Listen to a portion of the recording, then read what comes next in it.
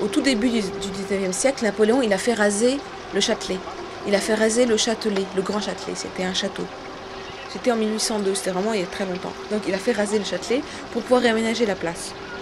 Et 50 ans après, ils ont fait des travaux de rénovation de cette place. Et c'est à cette époque-là qu'elle a changé de place, cette fontaine.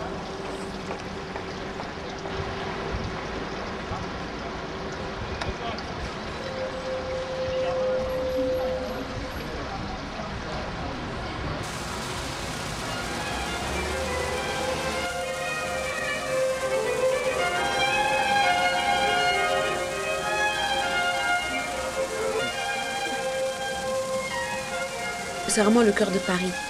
Là-bas, tu trouves plein de théâtres, vraiment, tu trouves tout ce qui est théâtre contemporain, tu trouves plein de lieux culturels. Et au milieu, il y a une place, il y a une fontaine qui est assez impressionnante.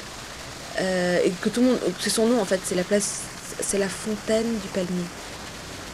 En fait, on l'appelle comme ça parce que c'est très drôle. Au milieu, il y a une colonne. Il y a pas mal de statues autour. Et au milieu, sur la colonne, tout le long, il y a des gravures de feuilles de palmier. Mais en fait, il y a des gravures de feuilles de palmier et en bas, il y a des sphinx. Et c'est assez... en fait, c'est un côté assez exotique. À l'époque, on m'a dit qu'elle a été construite par Napoléon Bonaparte pour célébrer ses victoires. Et notamment dessus, il y a tous les noms de ces campagnes d'Égypte. Tout le long de la colonne, il y a des petites bagues avec les noms de ces campagnes d'Égypte. Et tu sens qu'elle a été très inspirée par l'Égypte, quoi. Avec les sphinx. En bas de la fontaine, il y a 4 sphinx qui crachent de l'eau. En fait, toute la fontaine, c'est bourré de symboles. Tu vois tout en haut, tout au sommet de la fontaine. En fait, c'est une fontaine avec une grande colonne au milieu. Et tout en haut, au sommet, trône une grande statue qui représente la victoire et qui tend 2 couronnes de laurier. En dessous, il y a un globe, avec un globe qui est soutenu par des petits nuages, des petits anges, c'est un petit peu kitsch. Et ensuite, il y a la colonne avec les noms des victoires. Et en bas, il y a 4 statues. Les 4 statues qui représentent chacune quelque chose de bien, une vertu. Il y a une qui représente la prudence, il y a la force, il y a la tempérance, et il y a la justice. Et encore en dessous seulement, il y a les 4 statues du sphinx. En fait, les sphinx représentent la puissance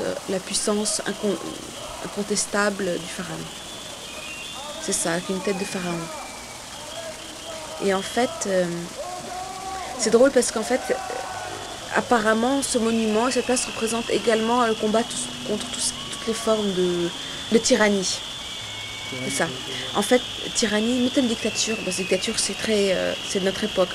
On disait à l'époque tyrannie. C'est un gouvernement qui est un tyran, quoi, qui oppresse son peuple.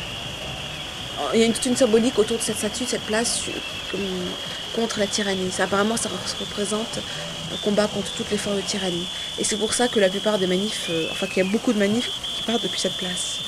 Ce qui est un peu en contradiction avec les statues du sphinx, qui représentent au contraire le pouvoir absolu du pharaon.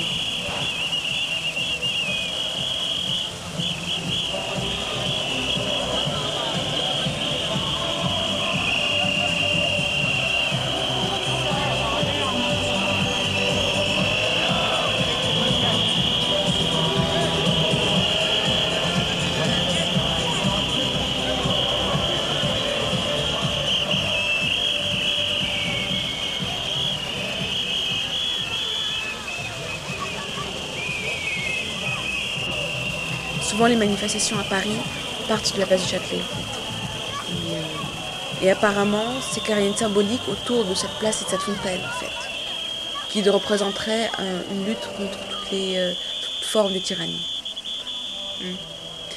Parce que ça m'est déjà arrivé d'attendre des gens assises sur le rebord de la fontaine. Et je m'en souviens avec le vent, parce que c'est sur une place, c'est près de la Seine, donc il y a le vent qui passe. Et donc, il y a l'eau qui te touche, qui mouille tes habits. Très bien, Napoléon, bravo.